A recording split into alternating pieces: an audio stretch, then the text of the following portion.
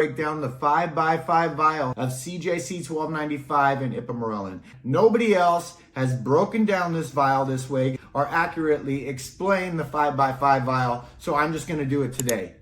Finito. No more questions. If your anti-aging doctor, because you are responsible and you went and got your blood work done, tells you to do 500 micrograms a day, or if you are researching 500 micrograms a day of CJC 1295 and ipamorelin out of the blend, that is going to be 10 doses.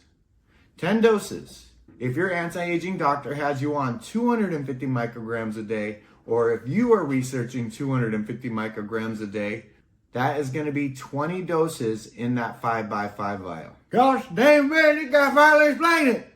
He finally explained it. This is the easiest and most accurate. I'm telling you. When I went to my anti-aging doctor, he started me off on 500 micrograms of each peptide. He told me to put 1 ml into the 5x5 vial, extract to the 10 mark, and that's going to be 500 micrograms of CJC, and it's going to be 500 micrograms of ipamorelin. It's not going to be 250 of each peptide equaling 500. It's 500 micrograms of each peptide. Just so we're clear on that, okay?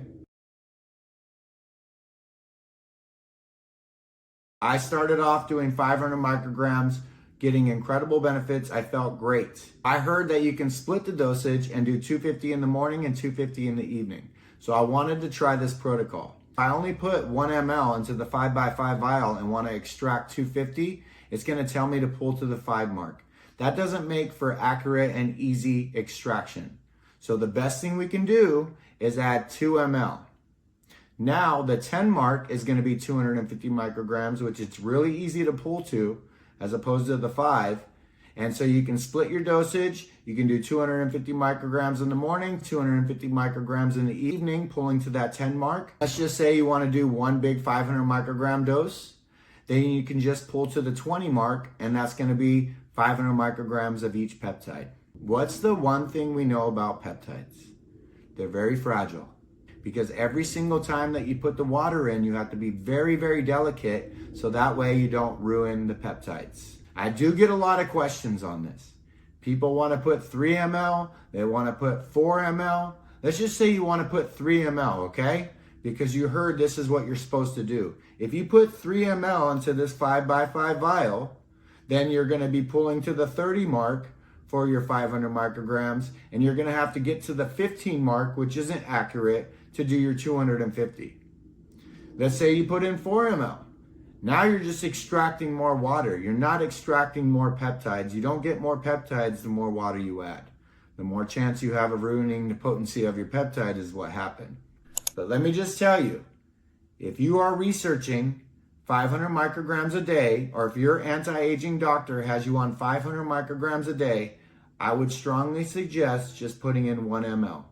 There's no reason to put in 2 ml unless you want to split your dosage.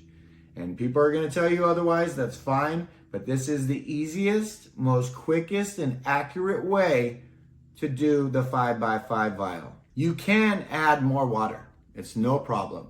You're just going to have to extract more water. The old school way of doing it is just putting in 1 ml, extracting to the 10 mark, and that's 500 micrograms of each peptide.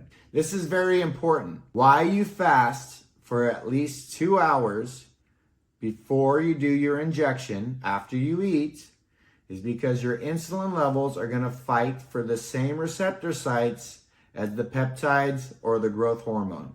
So let me tell you again, why you want to fast for at least 2 hours after you eat and before you do your injection is because your insulin levels are spiking after you eat, and you want to wait for them to pretty much calm down, subside, so that way they don't fight for the same receptor sites as the peptides or the GH, the growth hormone.